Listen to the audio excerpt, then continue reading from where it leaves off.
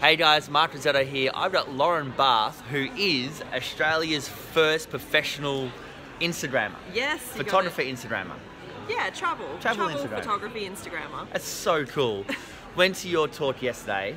So inspired by your travels and the way that you've moved into it.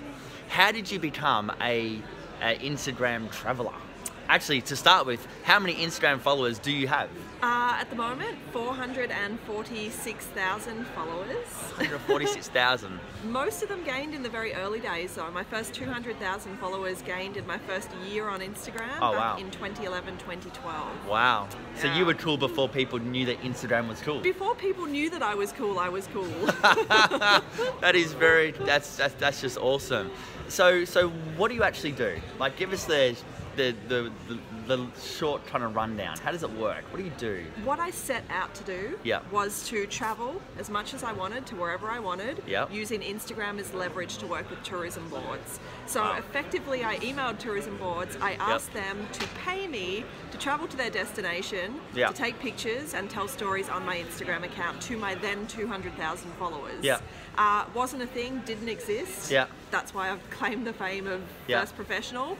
But I started and people really enjoyed my work, and I hope they liked me as well, and it picked up from there. And I now do a lot of different things. I run a conference, I do online education, I run tours in Zimbabwe, I do public speaking and consultancy, but at its heart the work that I do is influencer marketing for destinations and tourism boards. I'm kind of giggling in my head because at the start it's kind of like, hey, I've got this cool idea. I'm just going to contact people and I'm going to say, hey, I'm that awesome that I'll just take your photos and you pay me, and then like I'll share it with everyone. And they would have been, at the very start, they'll be like, is this chick serious? Yeah, they really were. I have a really vivid memory of going up to Brisbane to meet with Tourism Queensland. They'd invited me to the Whitsundays but said they couldn't pay me because that's not how the whole industry works. And I sat down and looked face to face with the PR manager, Shelley Winkle, still a good friend, and I just said, I don't have a job. Like, I don't know what I'm doing, but I think that I have something to offer, and I just need to earn some money to justify the fact that I'm not working. And when she saw that I was a real girl and I was human, and I actually did need to make some money, and you took pretty photos. And I took great photos, and I had a I had a good Instagram account, I had a good audience. So people like Shelley took a chance on me in the early days, which gave me my confidence, gave me some experience, and helped me to land other jobs. Do you know what I love about this? This is like the perfect underdog story at the same time. It's like they're kind of like a saying, like, look after people on the way up because you're meeting them on the way down. Absolutely. And it's like, this is someone who, like, now she probably has that relationship with you and the leverage of you better than other people, purely because she took a chance, and you're like, I'll do that for you. You look after me, I'll look after you. I have a lot of loyalty to the people that hired me in the early days and the destinations that I worked in my first couple of years. Very cool. So talk about, so in terms of portrait photography, wedding photography and things like that, how do you see Instagram working for the future for these people?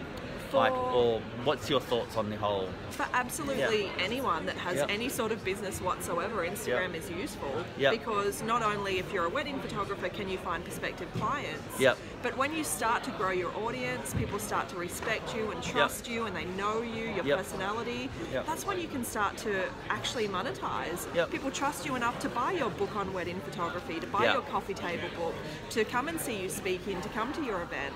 So it can become really powerful, both to attract clients, but also to be able to sell people things to people that actually trust you. So it's just like a giant, hopefully good things. It's just like a giant kind of social proof, isn't it? It's a giant social proof, because if 46,000 people like this person, she must have something good to say. Numbers aren't everything though. Yeah, true. True. It's because, on a photography point of view, because from the coaching point of view, I've got some people that I coach, 10,000, 20,000 people on their page, and they can't get a booking to say themselves. Wow. And then there's other people that don't have an Instagram account that are so busy working so they don't need it. So I hear where you're going there loud and clear. The definition of influence is trust plus reach. And social media has given us the ability to have a far-reaching reach because we can meet so many people and communicate and network with so many people in the online space. So we can extend that reach and hopefully these people learn to trust us through communication and through sharing images and stories and putting yourself out there. Yeah, I love that. Trust plus reach. Like, it's really basic when you think about it. That's awesome. It's very cool. Now, just quickly, you also shoot Olympus as well. I do. So you shoot Olympus, you shoot your shots, then you use those photos to put into Instagram. Yeah, it's all professional photography on my main feed, but I do use my phone to capture a lot of the content that I share on my Instagram stories. I have heaps of stories actually in the highlights reel on my Instagram profile because it's one of my favorite mediums to share my content. I was about to say that. What's the coolest thing that Instagram has come out with and you're like, oh, that's rad. Stories. I'm going to do that. Stories? Yeah, definitely stories. At first I didn't get it and my stories really sucked. They were just boring. They didn't have any point. But now I really get it and I'm using my stories to tell stories, beginning, middle and an end, and something interesting, hopefully inspire people or give them something to laugh at, but ultimately for them to get to know me a little bit better, because it's difficult to do that when you're just posting your best work with a caption on your main feed. Yeah, getting to know the personality behind the photos is huge. And as photography in any spectrum, that is huge because that's... People want to work with people that they like, not just people who take good photos who are not very nice people, which is kind of ironically weird at the same time. Bizarre. So how do we find you? On Instagram, obviously. I'll put the link under here so you'll see that. Yes, Lauren EP Bath is my username. Yep. Website laurenbath.com. Yep. I run events. I've got a great event called the Travel Boot Camp. Yep. I have a new online course with Trey Ratcliffe that some of you might have heard of. Trey. And I've just started running tours to Zimbabwe. So that's basically so cool. I'm everywhere. Everywhere. Doing everything, traveling the world, getting paid shitload of money to do whatever she wants to do around the world with an idea that you just kind of invented your own job. Yeah. I love that. Thanks. So rad. Awesome. Well, have a great day, people. Oh, I forgot. Wait, I'm going to have to change hands because I'm at 6.5 minutes and I said my arm will go. Last question. Yes. What would Lauren today go back and tell Lauren when she first started? When you were a chef and you're sitting there going, I need to tell you something, Lauren. Before you go ahead and do something else, with all the knowledge and information that you now have, what would you go back and tell yourself? I've been asked this question before from another interviewer.